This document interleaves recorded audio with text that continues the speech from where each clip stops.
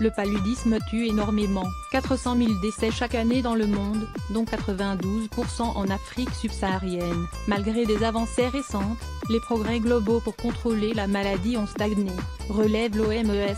Quelques 3000 spécialistes sont réunis depuis le 15 avril 2018 au Sénégal, pour tenter de faire avancer la lutte contre ce fléau. Le dernier rapport de l'OMS est plutôt alarmant. En 2016, environ 216 millions de cas cliniques ont été recensés dans le monde, soit 5 millions de plus qu'en 2015.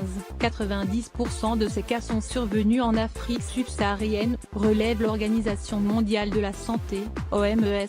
Aujourd'hui, un enfant meurt du paludisme toutes les 2 minutes dans le monde, rappellent les organisateurs de la conférence qui se tient à Thiès, non loin de Dakar, la capitale sénégalaise.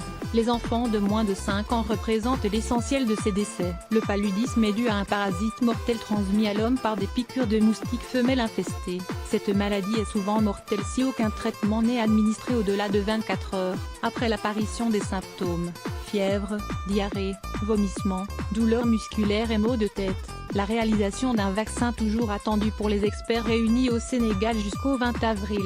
Il s'agit de partager les dernières avancées de la recherche en matière de surveillance de la maladie, de diagnostic, de traitement ou encore de progrès vers la réalisation d'un vaccin, toujours attendu. En 2007, l'OMS avait annoncé vouloir tester un vaccin antipaludique dans 3 pays africains dès 2018. Les 3 pays concernés sont le Ghana, le Malawi et le Kenya. Le vaccin en question a été mis au point par le géant pharmaceutique britannique GlaxoSmithKline, en partenariat avec l'ONG Pass Malaria Vaccine Initiative.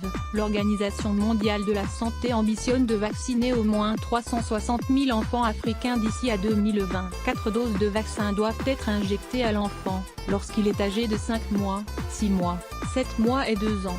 Selon des tests menés entre 2009 et 2014, ce vaccin n'empêche pas toute infection par le parasite responsable du paludisme, mais il permet de réduire de 40%, pendant au moins 4 ans et demi, le nombre d'épisodes paludiques. L'OMS espère avoir éradiqué la maladie d'ici à 2040. En attendant le vaccin, considéré par l'OMS comme une arme parmi d'autres, la prévention reste de mise. Elle passe par l'utilisation de moustiquaires et la pulvérisation d'insecticides. Combinés à des traitements thérapeutiques, les traitements préventifs ont permis de diminuer de 62% le nombre de décès de cette maladie entre 2000 et 2015. Mais depuis, le bilan des personnes infectées est à la hausse.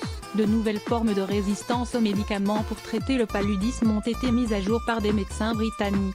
C'est dire que les experts réunis au Sénégal ont du pain